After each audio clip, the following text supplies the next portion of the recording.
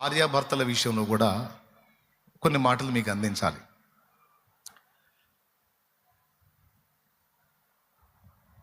కొంతమంది చీటికి వాటికి చిన్నదానికి పెద్దదానికి గొడవలు పెట్టుకొని దేవుని నమ్ముకున్న వాళ్ళే అపార్థాలకు వెళ్ళిపోయి అనుమానాలకు వెళ్ళిపోయి కుటుంబాలను శాపంగా మార్చుకునే వాళ్ళు ఉన్నారు.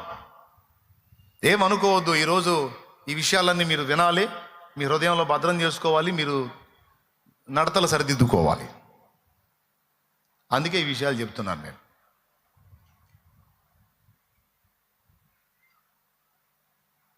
అనుమానాలు పెట్టుకొని అపార్థాలు పెట్టుకొని ఒకరి మీద ఒకరు అహాన్ని పెంచుకొని కుటుంబాలని శాపంగా మార్చుకొని కొంతమంది భార్యలు భర్త బాధ్యతను నెరవేర్చరు,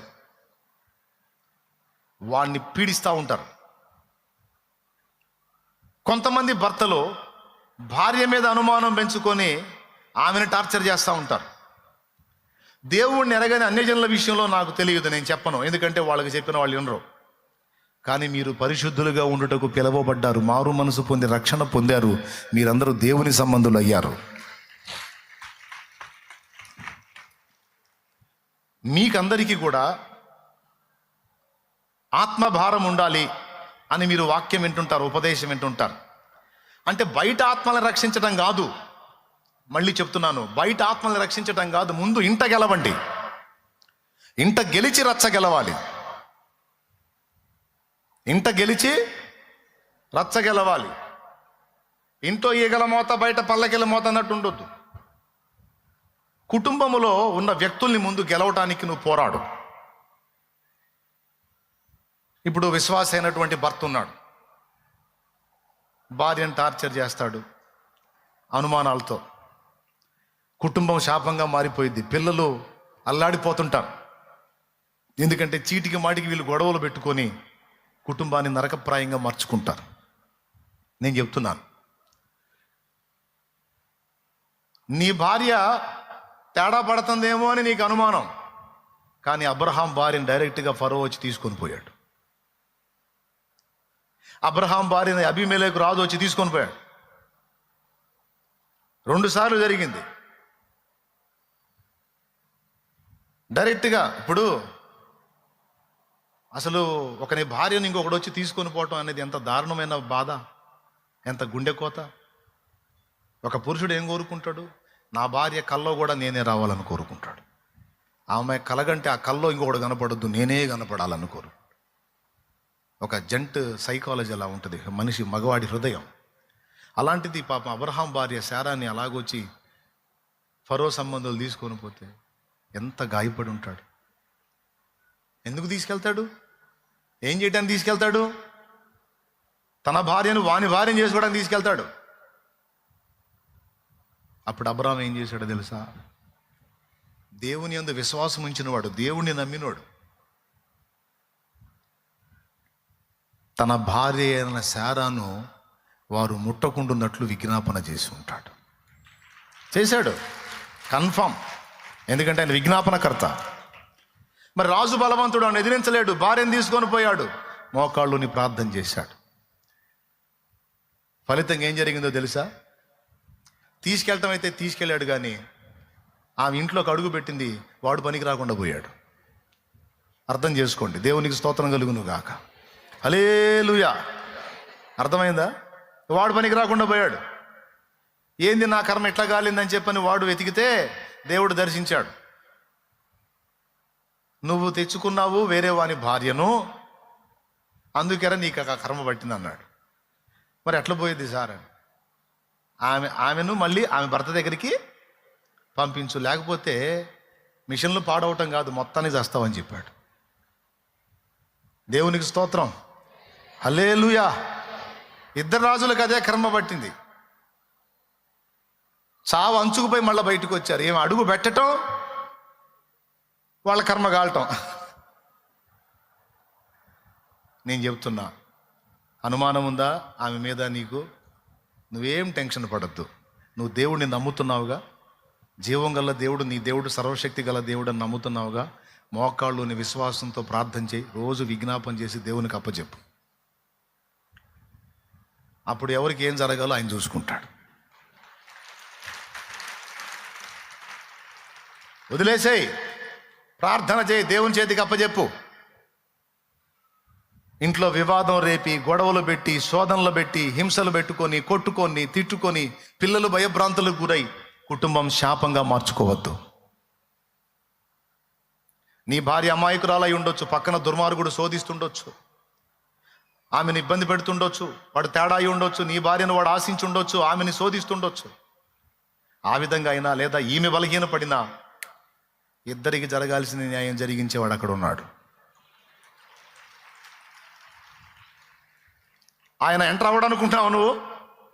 అబ్రహాం విషయంలో ఎంటర్ అయ్యాడు, ఇద్దరు రాజుల దగ్గర ఎంటర్ అయ్యాడు. యాకోబును చంపుదామని పరిగెత్తి వస్తున్న మామకి కనపడి యాకోబు దగ్గరికి వెళ్ళి మంచియే కానీ చెడే కానీ మాట్లాడావంటే సస్తావని చెప్పాడు. తన భక్తుల పక్షమున నిలిచి యుద్ధము చేసిన వాడు నా దేవుడు. పిచ్చోడా, నువ్వు కాపలా కాసుకుంటే ఎంతవరకు కాపలా కాస్తావు నువ్వు? ఎంతవరకు కాపలా కాస్తావు? ఎంతవరకు భద్రం చేస్తావు? నో దేవునికి అప్పచెప్పు. ఆయన కాపుదలకు అప్పచెప్పు. అవసరమైతే ఒకవేళ తేడా చేస్తా ఉంటే ఆ తీర్పు దేవుడు తీరుస్తాడు. అది ఎంత భయంకరంగా ఉంటుందో నువ్వే చూద్దువు కానీ దేవునికి అప్పచెప్పు. నువ్వు కాపాడుకోవటానికి ట్రై చేయొద్దు. దేవుని హస్తానికి చోటిపో అని చెప్తున్నాను నేను. ఆడవాళ్ళ విషయం కూడా వస్తాను. ఆడవాళ్ళ విషయం కూడా సేమ్. చిన్నదానికి పెద్దదానికి అతన్ని అనుమానించి అనవసరంగా లేనిపోయిన ఆలోచనలు భర్తకు పుట్టించే భార్యలు ఉన్నారు, భార్యకు పుట్టించే భర్తలు ఉన్నారు. నేను నా కళ్ళారా చూశాను. నేను ఒకడున్నాడు భర్త, విచిత్రమైన భర్త. బయటికి వెళ్తాడు, పాపం వెళ్ళాడు కానీ ఇంట్లో తలుపు వేసుకొని పని చేస్తూ ఉంటుంది. ఇంట్లో భార్య మంచిది, ఉత్తమురాలు. ఈడే వచ్చి తలుపు కొడతాడు. తలుపు కొట్టి మెట్లు దిగి కింద నిలబడి మెట్లు చాటు నుండి చూస్తూ ఉంటాడు. పాపం ఆ వచ్చి తలుపులు తీసిద్ది. తలుపులు తీసి ఎవడు తలుపు కొట్టాడని అటు ఇటు చూస్తుంది. ఆ అటు ఇటు పరకాయించి చూసేటప్పుడు అప్పుడు వస్తాడు బయటికి వచ్చి, పైకి వచ్చి వెళ్ళాడా అంటాడు. ఎవరండి అంటది. ఎవరా? చూస్తున్నావుగా, ఎటు వెళ్ళాడు? అట్టా ఇటా? కాదు, అటు ఇటు చూస్తున్నావు కదా అందుకనిలే. కాదండి, ఎవరో తలుపు కొట్టినట్టుంటే. తలుపు కొట్టారా? ఆహా, నేను లేకుండా నీకు తలుపులు కొట్టేవాళ్ళు కూడా ఉన్నారా?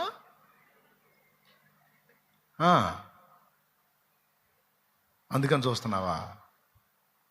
నన్ను నమ్మంటావు. లోపల తీసుకెళ్ళి కొడతాడు వాడు. తలుపు కొట్టింది ఎవరు? మామను కొట్టేది ఎవరు?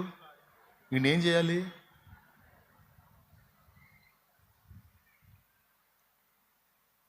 సరే ఇట్టు కొడుతున్నాడు కానీ అర్థమైపోయింది. 2-3 సార్లు చూసింది, వాడే కొడుతున్నాడు మళ్ళా. అందుకని 3వసారి తలుపు తీలా. ఈడొచ్చి కొట్టాడు, వాడు ఏదో కొడతాడు కదా, తలుపు తీలే. ఇట్లాంటి వాళ్ళు ఎవరైనా ఉంటే మండిపోతుంటుంది వాళ్ళకి. నా గురించే చెబుతున్నాడు, ఇవన్నీ ఎందుకు వాక్యం చెప్పకనుకుంటుంటాడు. దేవునికి స్తోత్రం కలుగును కాక. హల్లెలూయా. నేను చెప్పకపోతే ఎవరు చెబుతారు? నేనే చెప్పాలి. తలుపు తీలా, నిలబడి కొట్టాడు. చాలాసేపు తీలా, కొట్టి కొట్టి కొట్టి చివరికి తీసింది. తీయగానే ఆ దరికి పరిగెత్తి, ఎటు నుంచి దించావు? ఎటు నుంచి వెళ్ళాడు? ఇంతసేపు ఎందుకు వేసావు తలుపు అని మళ్ళీ కొట్టడం మొదలుపెట్టాడు. తలుపు తీస్తే కొడతాడు, తలుపు వేస్తే కొడతాడు. ఈయన ఏం చేయాలి? నేను చెప్పేది రియల్, నిజంగా. ఇట్లాంటి దుర్మార్గులు ఉన్నారు. ఇప్పుడు చివరికి ఏం చేసిద్ది తెలుసా? వాడికి న్యాయమే చేసిద్ది. కడుపులో మండి విసుగు పుట్టి, అహప్పో నేను ఎంత నీతిగా ఉండి ఎంత ఇది చేస్తాంటే ఈ దరిద్రుడు ఎంత చండాలంగా నన్ను చేశాడు, చేస్తే అసలు ఏం చేస్తాడు, ఊరేసుకొని సస్తాడు ఈడని తేడా పడ్డోళ్ళు కూడా ఉన్నారు. ఇట్లాంటి దరిద్రులు. అవతల వాళ్ళకి అనవసరపు విషయాలు నేర్పొద్దు. ఈ సంగతి బుద్ధిహీనులకు తెలియదు. రోడ్డు మీదకి వచ్చి ఊడుస్తూ ఉంటుంది ఇంటి ముందు. ఆడేవాడో అటు పక్క వచ్చి ఆ రోడ్డు మీద ఆడేదో ఫోన్ మాట్లాడుకుంటాడు. ఆడేదో మాట్లాడదు. వాడు నిజంగా వాడికి ఏమి సంబంధం లేదు. ఈడు వస్తాడు, అప్పుడే నిలబడతాడు. ఏమని చూస్తాడు, వాడిని చూస్తాడు, వాడిని చూస్తాడు, ఏమని చూస్తాడు, ఏమని చూస్తాడు, వాడిని చూస్తాడు. వెళ్ళిపోయాడు, ఇంక రా లోపలికి అంటాడు. వెళ్ళిపోయేది ఏందండి? వెళ్ళిపోయేది ఏందా? వాడాడు మాట్లాడి నీకెళ్ళి చూడటం, నువ్వు ఊడుస్తావు, వాడికి వెళ్ళి ఏ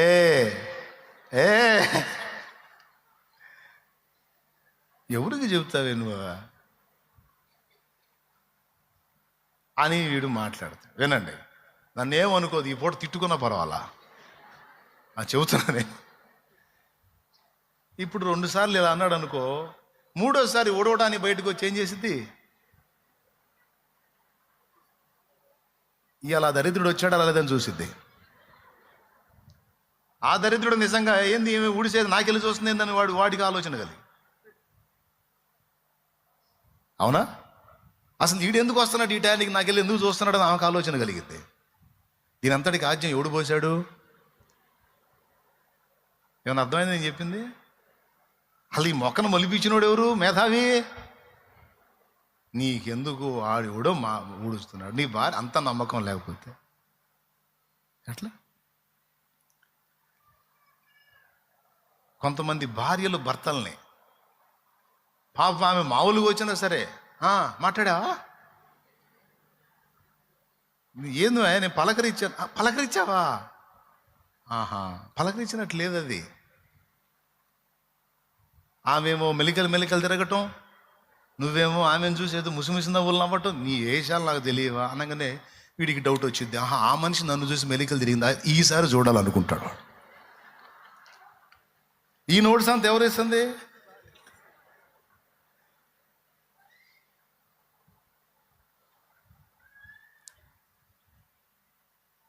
నేర్పటం, ఉన్నదాన్ని లేనిదాన్ని పద్దాకలా మాట్లాడి నువ్వు అలా, నువ్వు ఇలా, నువ్వు అట్లా అంటోడు, ఇట్లా అంటోడు అని లేని ఆలోచన కూడా వానికి పుట్టించి రోజు వివాదం పెట్టుకొని, ఇందులో సేవకులు సేవకురాళ్ళ మినహాయింపు కూడా లేదు, వాళ్ళ కూడా ఈ దయ్యం పనిచేసిద్ది. సేవకులు సేవకురాళ్ళకు కూడా ఈ దయ్యం పనిచేసిద్ది. అందుకే అందరికీ చెప్తున్నాను నేను, కుటుంబాలను నాశనం చేసుకోవద్దు అనవసరపు అనుమానాలు పెట్టుకొని.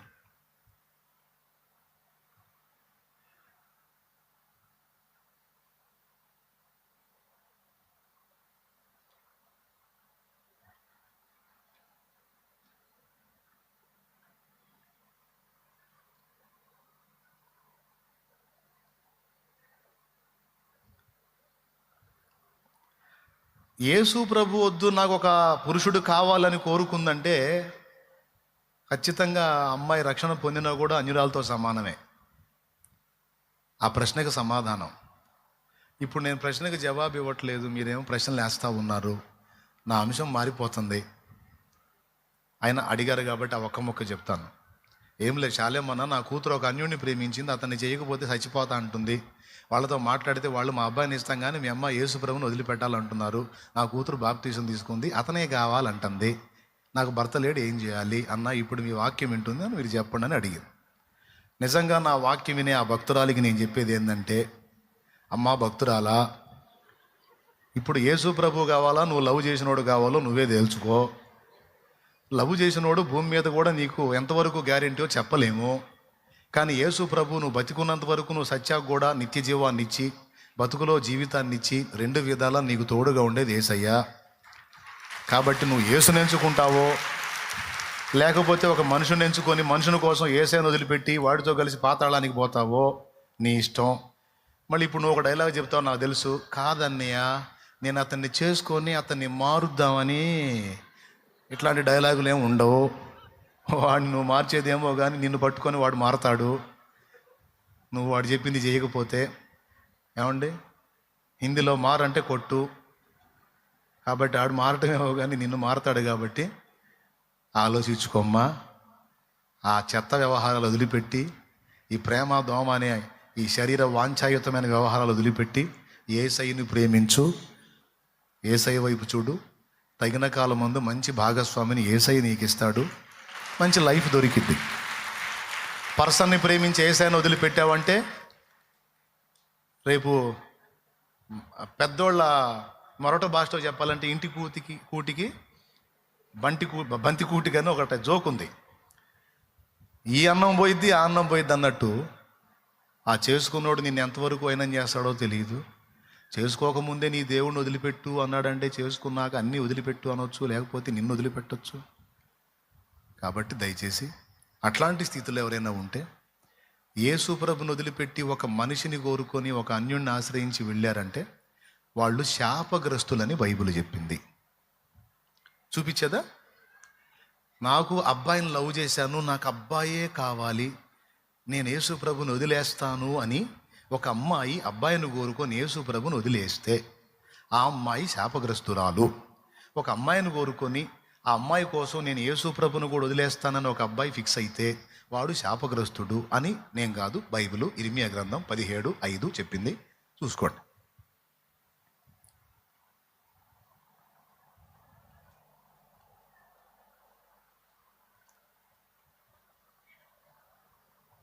యెహోవా ఇలాగు సెలవిచ్చుచున్నాడు, నరులను ఆశ్రయించి శరీరులను తనకు ఆధారముగా చేసుకొనుచు తన హృదయమును యెహోవా మీద నుండి తొలగించుకొను వాడు శాపగ్రస్తుడు.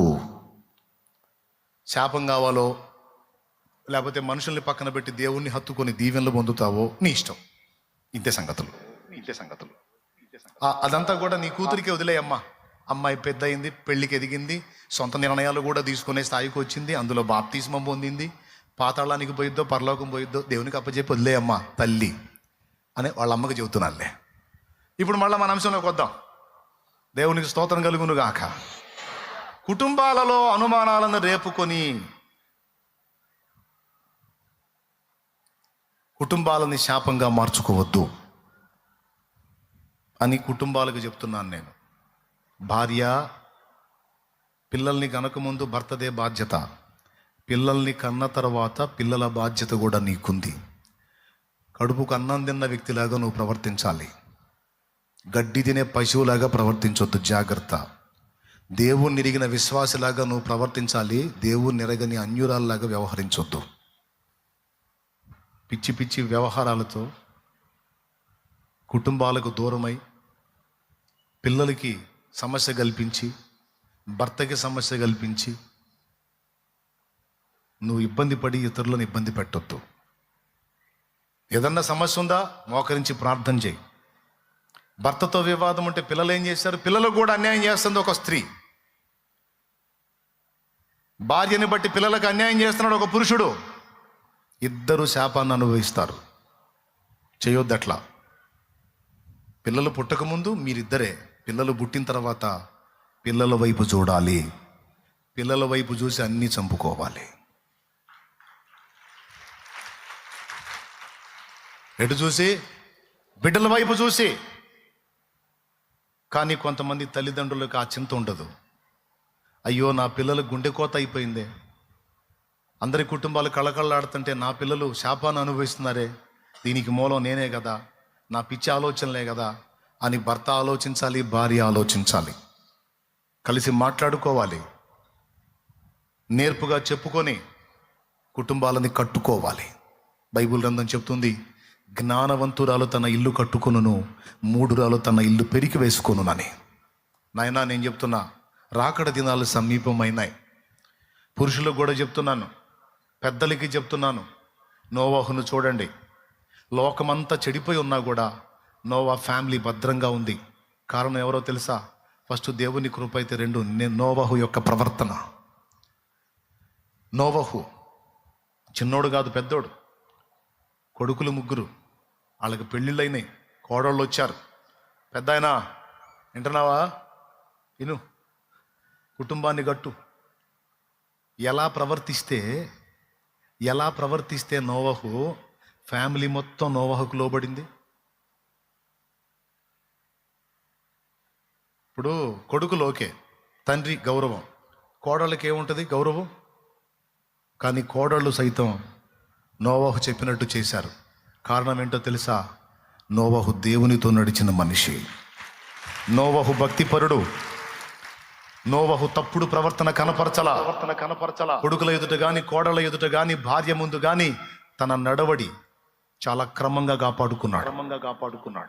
అందుకే సమాజం మొత్తం చెడిపోయింది. మీకు తెలుసా, నోవా జలప్రళయానికి ముందు ఒక్క నోవా ఫ్యామిలీ తప్ప ఒక్కటంటే ఒక్క కుటుంబం కూడా కరెక్ట్గా లేదు. మొత్తం పాపంలోనే ఉన్నారు. ఆఖరికి నోవా తోడబుట్టిన వాళ్ళు, నోవా భార్య కుటుంబ సభ్యులు, నోవా కోడళ్ళ కుటుంబ సభ్యులు మొత్తం జలప్రళయంలో చచ్చిపోయారుగా. అంటే మొత్తం తేడాలోనే ఉన్నారు. అంటే సమాజం చెడిపోయింది, బంధుజనం చెడిపోయింది, మొత్తం తమ చుట్టూ ఉన్న ఇరుగు పొరుగు కూడా చెడిపోయింది. ఇంతమంది చెడిపోయిన వాళ్ళ మధ్యలో ఒకే ఒక కుటుంబం నిప్పులాగా బతికింది. ఎలా సాధ్యమంటే నోవా.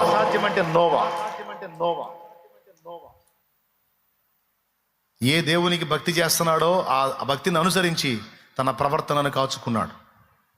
కోడళ్లే కదా, నా కొడుకు భార్యలే కదా, వాళ్లే పడుంటారని వాళ్ళ దగ్గర అమర్యాదగా ప్రవర్తించలా. కోడళ్ళని కోడళ్ళుగా కాక కూతుళ్ళుగా ప్రేమించాడు. అందుకే ఒక తండ్రికి లోబడ్డట్టు వాళ్ళు లోబడ్డారు నోవాహుకి.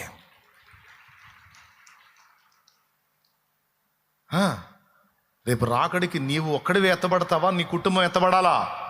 నీ కుటుంబం కూడా ఎత్తబడాలంటే ఇప్పటి నుంచే నీ ఫ్యామిలీని కంట్రోల్ చేసుకోవటానికి ముందు అన్ని విషయాల్లో నువ్వు కంట్రోల్ కావాలి. కొన్ని ఫ్యామిలీస్ ఉంటాయి, అన్ని బాంబులే. భార్య తగ్గదు, భర్త తగ్గరు, అత్త తగ్గదు, మామ తగ్గడు, పిల్లల దగ్గర అన్ని బాంబులే. దేన్ని టచ్ చేస్తే డామ్ అంటది. దరిద్ర కుటుంబాలు అనమాట. అన్ని టెంపర్లే, శాల్తీలన్నీ టెంపర్లే. నోవా అట్లా లేడు. ప్రతిరోజు దేవునితో గడిపేవాడు, దేవునితో నడిచేవాడు. తన చుట్టూ సమాజం ఎంత నీచమైన పరిస్థితుల్లో ఉన్నా దాని ఎఫెక్ట్ తన మీద పడకుండా జాగ్రత్త పడ్డాడు. తన బిడ్డలకు చెప్పుకున్నాడు, అయ్యలారా, దేవుడు నాతో మాట్లాడాడ్రా. షేము, హాము, యాపెతు, జాగ్రత్త నాన్న. అమ్మా, కోడళ్ళారా, జాగ్రత్త. దేవుని ఉగ్రత రాబోతుంది, జలప్రళయం రాబోతుంది, మనం జాగ్రత్తగా ఉండాలి. దేవుడు చెప్పాడు. భార్యకి చెప్పుకున్నాడు, పిల్లల్ని జాగ్రత్త, హెచ్చరించు, విచ్చలవిడిగా చెడ్డ స్నేహాలకు వెళ్ళనియొద్దు. మీరు ఆలోచించండి, నోవా ఎలా ప్రవర్తిస్తే కొడుకులు నోవా కనెక్ట్ అయ్యారు. బయట స్నేహాలకు పోకుండా కొడుకులు నోవా స్నేహంలో ఎలా ఉండగలిగారు? హలో, పిల్లల్ని కన్నావు, పెంచుతున్నావు. నీ పిల్లలు నీకు స్నేహితులా, లోకులకు స్నేహితులా? నాకు తెలిసి నోవా పిల్లలు నోవాకు స్నేహితులు. ఎలా అయ్యారో తెలుసా? కన్నప్పుడు తండ్రి పిల్లల్ని పెంచేటప్పుడు తండ్రిగాను మరియు స్నేహితుడుగాను వ్యవహరించాడు. ఎంతగా అంటే వాళ్ళ ఒపీనియన్ అంతా కూడా ఆయనకి చెప్పుకునేటట్టు చాలా దగ్గరగా ఉన్నాడు. అంతేకాదు, వాళ్ళని ప్రోత్సహించటం, వాళ్ళని ఆదరించటం, బయట ఫ్రెండ్ ఎలాగైతే వాళ్ళతో వ్యవహరిస్తాడు అదంతా తండ్రి వాళ్ళకి అందించినందున బయట ఎవడి స్నేహానికి వాళ్ళు వెళ్ళాలా. 6 సబ్జెక్టుల్లో ఒక సబ్జెక్టు పోయి ఇంటికి వచ్చాడు అనుకోడు, ఒక తండ్రి అంటాడు, సావురా సావు, రెక్కలు ముక్కలు చేసుకొని లక్షలు పోయి చదివిస్తుంటే పోగొట్టా, తప్పావా, ఫెయిల్ అయ్యావా, సావురా సావు అంటాడు. ఎందుకు అట్లా మాట్లాడుతుంటే, ఏయ్ నేను తండ్రినే, నేను అనకపోతే ఎవడంటాడు, వాడు నా కొడుకు. ఆహా, వాడేం చేస్తాడు తెలుసా? వాడు ఫీలింగ్ చెబుతాయి. నేను నైట్ అంతా కూర్చొని చదివాను, మా నాన్న చూశాడు. రాత్రింబగళ్ళు కష్టపడి చదివాను, మా నాన్న చూశాడు. నేను చదివిని రాలేదు, నేను చదవని వచ్చినాయి. అన్నీ బాగానే రాశాను, ఒక్కటే పోయింది, మళ్ళీ రాసుకొని పాస్ అవుతాను. ఆయన ఎట్ట పెడితే అట్ట మాట్లాడాడు అని వీడు కూర్చొని ఏడుస్తాడు. ఏడ్చిక ఆయనకి వెళ్ళి చూడబుద్ధి కాదు. వీడికి తండ్రి కాదు, ఒక సైకో. అప్పుడు వీడికి ఎవడు గుర్తొస్తాడో తెలుసా? వీడికి ఒక సబ్జెక్ట్ పోయింది కదా, 3 సబ్జెక్టులు పోయినోడు గుర్తొస్తాడు వీడికి. వీడిపోయి వాడిని పలకరిస్తాడు. వాడు అంటాడు, ఎరా ఎన్ని పోయినాయి అంటాడు. ఒక్కటేరా. ఒకటే అంటే 5 అయిపోయినాయి అనమాట. గ్రేట్రా బాబు, నువ్వు గ్రేట్, నా 3 పోయినాయిరా అంటాడు. అంటే నా 3 పోయినాయి, 3 అయినాయి, నీ ఏమో 5 అయినాయి, నాకంటే నువ్వు గ్రేట్ అని వీడు ఆశించే పొగడతో వాడు పొగుడుతాడు. ఎవడు 3 పోగొట్టుకున్నాడు. మీరు ఒక్క మాట చెప్పండి, ఇప్పుడు వీడికి 1 పోయింది, వాడికి 3 పోయినాయి అంటే వీడికంటే ఎదవ కదా వాడు? చెప్పండి, ఎదవేగా. అప్పుడు వీడిపోయి ఎవరి జాతను చేరుతున్నాడు? వాడికంటే ఎదవని దేవుడు అడుగుకున్నాడు. చివరికి వాడు కలిసి మళ్ళీ చదివి రాస్తారు, ఈసారి 5 పోతాయి. ఏమైనా అర్థమైందా నా లాజిక్? దేవునికి స్తోత్రం కలుగును గాక. కానీ ఏం చేద్దాం మరి, ఎంకరేజింగ్ అనేది వీడికి వాడి దగ్గరే దొరికింది, పాస్ అయినోడి దగ్గర దొరకదు. పాస్ అయినోడి దగ్గర ఏమి ఎగతాళ్ళు ఉంటుంది, ఫెయిల్ అయినోడి దగ్గర ఎంకరేజింగ్ ఉంటుంది. కాబట్టి వీడు వాడికంటే ఇంకా దరిద్రంగా ఉన్నోడి దగ్గరికి పోతాడు. ఎంత తేడా పడుతుందో చూడు. మరి ఒక తండ్రిగా నువ్వు కొడుకుని ఎట్లా దగ్గరకు తీసుకోవాలి? ఫ్రెండ్గా వ్యవహరించడం అంటే ఏంటి? అరే నువ్వు కష్టపడ్డావురా, చదివావు, బాగానే రాసావురా, కానీ ఏం చేద్దాం, నువ్వు చదివి రాలేదు, దానికి నష్టమే ఉందా? ఈసారి చదివి రాదు కానిరా, అయినా 5 క్వాలిఫై అవ్వగా, అసలు నువ్వు బాగా చదువుతావురా, నాకు ఆ విషయంలో చింత లేదు, బాధపడద్దు అని నువ్వు బిడ్డను దగ్గరికి తీసుకుంటే వాడు ఒక గాలుని దేవులు అడుకోడు. వాడు నీతోనే వస్తాడు, నీతోనే ఉంటాడు, ప్రతిదీ నీకే చెప్పుకుంటాడు. అయ్యా అబ్బాయిల్ని అమ్మాయిల్ని కన్నావా, పద్ధతి తెలుసుకోయా, వాళ్ళని ఎట్లా కనెక్ట్ చేసుకోవాలో, వాళ్ళని ఎట్లా దగ్గరగా తీసుకోవాలో, వాళ్ళని తీసుకొచ్చి దేవునికి ఎలా కనెక్ట్ చేయాలో కొంచెం తెలుసుకోయా. తెలుసుకుంటే రేపు వాళ్ళ భవిష్యత్తు బాగుంటుంది, వాళ్ళు బాగుంటే నువ్వు బాగుంటావు. వాళ్ళు చెడిపోయారు అనుకో, నీవు కనపడేది తమిళ సినిమా. దేవునికి స్తోత్రం కలుగును గాక. హల్లెలూయా. ఎంతమందికి అర్థమైంది? నోవాను దృష్టిలో పెట్టుకోండి. కొడుకులతో ఎలా మసలుకుంటే నోవా చెప్పిన పని చేశారు. ఊరు మొత్తం కలిసి ఎగతాళి చేస్తుంటే నోవా కొడుకుల దగ్గరికి వచ్చి, ఎరా ఆయనకంటే మైండ్ పోయింది, ఏందేందో చెబుతున్నాడు, ఏదో జలప్రళయం అంటున్నాడు, పైనుంచి నీళ్ళు అంటున్నాడు, ఓడ అంటున్నాడు, పడవ అంటున్నాడు, ఆస్తులన్నీ తగలబోసేది గడతున్నాడు, మీకు కూడా పోయిందా? అరే పైనుంచి నీళ్ళు రావటం ఏందిరా మీ పిచ్చి తగలయ్యా, పైనుంచి నీళ్ళు రావటం ఏందిరా మీ చేదస్తం పాడుగాను, ఆ ముసలోడికి మైండ్ పోయింది, మీకు కూడా పోయిందా? నాయన నోవా ఫ్యామిలీ మొత్తం పిచ్చోళ్లే అంటే అప్పుడు కొడుకులు ఎటు చూస్తారు? వాళ్ళ నాన్నకి వెళ్ళి చూస్తారు, ఈ డైలాగులు ఏంది నాన్న అని. అప్పుడు నోవా ఏమంటాడు? దగ్గరకు వచ్చి, వాళ్ళు ఇంకా అన్ని అన్నా సరే మీరు పట్టించుకోవద్దు, నా మీద నమ్మకం ఉందిగా, నేను పిచ్చోడిని కాదుగా. లేదు నాన్న నువ్వు భక్తిపరుడు, మరి నేను చెప్తున్నా చేయండి. ఎవడు పిచ్చోడో ఎవడు దేవుని సంబంధం రేపు తేలిద్ది, నేను చెప్పింది చేయండి మీరు అంటే లోబడ్డారు. అంత అపహాస్యాన్ని కూడా తట్టుకోగలిగారంటే నోవా ఏ విధంగా వ్యవహరిస్తే వాళ్ళు కనెక్ట్ అయ్యారో ఒక్కసారి ఊహించండి మీరు. అమ్మా తల్లి, కూతుర్ని పెంచుతున్నా, కొడుకుని పెంచుతున్నా, ఎట్ట పెంచుతున్నా, ఎలాంటి అనుబంధం ఉంది వాళ్ళకి నీకు? ఒక్కసారి ఆలోచించుకోమ్మా. కనంగానే సరికాదమ్మా. పిల్లలు ఎదుగుతున్నప్పుడు ఫస్ట్ తల్లివి, పిల్లలు ఎదుగుతున్నప్పుడు ఒక స్నేహితురాలిగా మారాలి. వాళ్ళ హృదయంలో ఉన్న సంగతులన్నీ ఓపెన్గా నీతో చెప్పుకునేంత దగ్గర నువ్వు కావాలి. నేను అమ్మని, నేను నీలుక్కుంటా, నేను ఇంతే వాగుతా అంటే ఎట్లా కుదిరిద్దమ్మా? ఎట్లా కుదిరి? నువ్వు అమ్మవేనమ్మా, ఎవరు కాదన్నారమ్మా, నువ్వు అమ్మవి అయినా పెత్తందారివి కాదమ్మా, నువ్వు ఫ్రెండ్, స్నేహితురాలివి కావాలి. నీ కూతురైనా కొడుకైనా అన్ని ఫ్రీగా నీతో పంచుకునే విధంగా నువ్వు దగ్గర అవ్వాలి. నిన్ను చూసి ఏమనాలో తెలుసా? మా అమ్మ మాకు అమ్మ కాదు, మా అమ్మ దైవజనురాలు, మా అమ్మ దేవుని సంబంధి, మా అమ్మ ఆత్మీయంగా మమ్మల్ని పెంచింది, మా అమ్మ ఆత్మీయంగా ప్రవర్తించింది, ఆత్మీయంగా నడుచుకుంది. అన్ని విషయాల్లో అమ్మ మాదిరిగా ఉంది. ఏనాడు నేను అమ్మనని పెత్తనం చేయలా. కృంగిన వేళ ధైర్యపరిచింది, గుండె చెదరిన వేళ ఆదరించింది, తన బాధ్యతను అక్షరాలా నెరవేర్చింది, ప్రోత్సహించింది.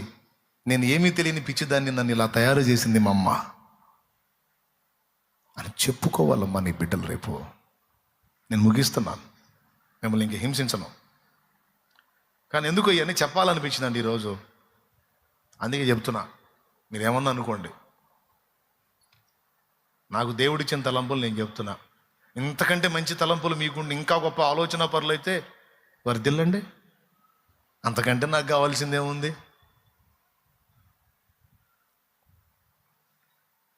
థామస్ ఆల్వా ఎడిసన్ తల్లి గురించి ఏం చెప్పాడో తెలుసా?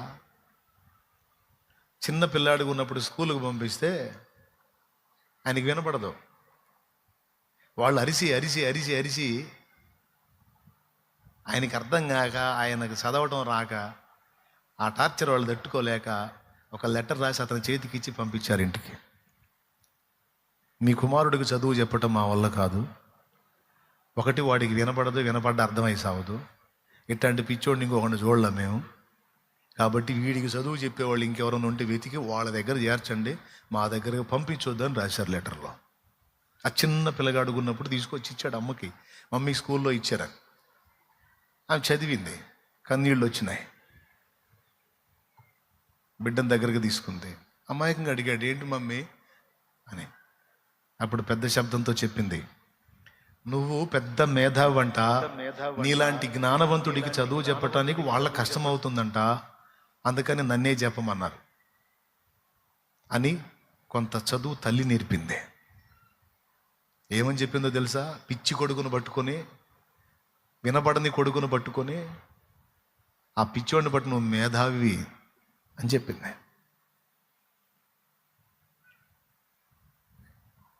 రోజులు గడిచినాయి, పెరిగి పెద్దోడయ్యాడు, చదువుకున్నాడు, శాస్త్రవేత్త అయ్యాడు, బల్బును కనుగొన్నాడు. దేవునికి స్తోత్రం. ఈరోజు ఇంటికి పోయి స్విచ్ చేస్తావు చూడు, టపిమ లైట్ వెలిగిద్ది. అది ఎవరు కనుక్కున్నారో తెలుసా? Thomas Alva Edison. ఆ ఒక్కటే కాదు, ఇంకా చాలా కనుక్కున్నాడు ఆయన. ఆయన తన తల్లి చనిపోయినప్పుడు ఆమె గదిలోకి వెళ్ళి, ఆమె బాక్స్ ఉంటుంది కదా, ఆ బాక్సులో ఏమేమి ఉన్నాయని వెతికాడు. తన చిన్నప్పుడు స్కూల్లో ఇచ్చిన లెటర్ కూడా దాచిపెట్టుకుంది తల్లి. అది తీసి చదివి ఏడుస్తా ఒక మాట అంటాడు ఆయన. తన ఫ్రెండ్స్తో అంటాడు, తన తోటి వాళ్ళతో అంటాడు, నేను పిచ్చోడిని, చదువురాని మొద్దుని, నేను జీరోని నా స్కూల్లో. ఈరోజు ప్రపంచంలో కొన్ని కనుగొన్నందున మేధావిని. కానీ ఇవన్నీ ఏమీ లేనప్పుడు స్కూల్లో నాకు ఇచ్చిన లెటర్ ఇది. ఇందులో నేను జీరోని. కానీ నేను జీరోగా ఉన్నప్పుడే మా అమ్మ నాలో హీరోని చూసింది.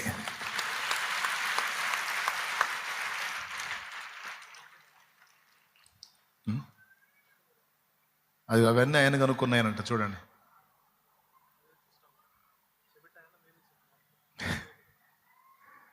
చెవిటైన సౌండ్ సిస్టమ్ కనుక్కున్నాడు. దేవునికి స్తోత్రం. ఏమండి, మీరు ఆలోచించండి, పిల్లల్ని ఎలా తయారు చేసిందో చూడండి, బిడ్డను ఎట్లా తయారు చేసిందో చూసండి తల్లి.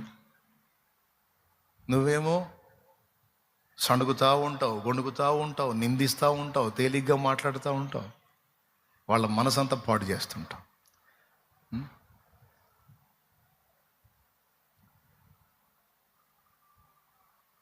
అదిగో చూడు, శాలేమన్న నేను నా బిడ్డను తిట్టా, ఫెయిల్ అయ్యాడని, తట్టుకోలేక నా కుమారుడు ఆత్మహత్య చేసుకున్నాడు, నా వల్లే నా బిడ్డ చనిపోయాడు, నా క్షమాపణ ఉందా అన్నా, నా బిడ్డ పరలోకి వెళతాడా అన్నా. ఒప్పుకో తల్లి, దేవుడు క్షమిస్తాడు, తప్పకుండా నీ బిడ్డ దేవుని రాజ్యానికి చేరతాడు. ఎందుకంటే వాడు చిన్నోడు కదా. మైనర్ని ఈ లోక చట్టమే క్షమిస్తుంది, మేజర్ని శిక్షిస్తుంది. మైనర్ కాబట్టి దేవుని రాజ్యానికి వెళ్తాడులే. అలాగని ఇక్కడున్న మైనర్లు అలాంటి పనులు చేయవాకండి. చచ్చిపోయేదానికి కాదురా మనల్ని దేవుడు పుట్టించింది, అనేక మంది చచ్చిపోయే వాళ్ళని బతికించడానికి పుట్టించాడు మనల్ని దేవుడు.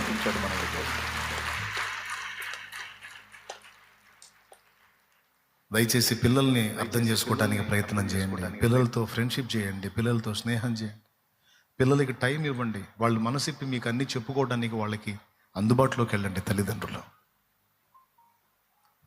పిల్లల్ని అర్థం చేసుకోండి, ప్రోత్సహించండి. అంతేగాని ఈసడించుకోవద్దు. నేను అమ్మని కదా నాన్న కదా అని పెత్తనం చేసి ఏదో పెత్తందారిలా వ్యవహరించవద్దు.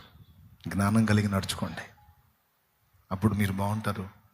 నోవా ఫ్యామిలీ జలప్రళయంలో రక్షించబడ్డట్టు నీ ఒక్కడివే కాదు, నీ ఫ్యామిలీ కూడా రక్షించబడుతుంది.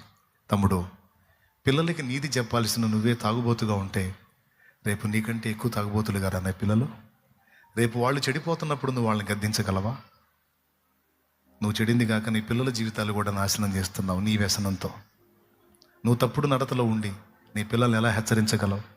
కాబట్టి వారి ఎదుట నీ ప్రవర్తన జాగ్రత్త కాచుకో. తెలియని దినాల్లో ఎట్టబడితే అట్టున్నావు. ఇప్పుడు దేవుడు చెప్తున్నాడు కదా మార్చుకోమని. దిద్దుకోనైనా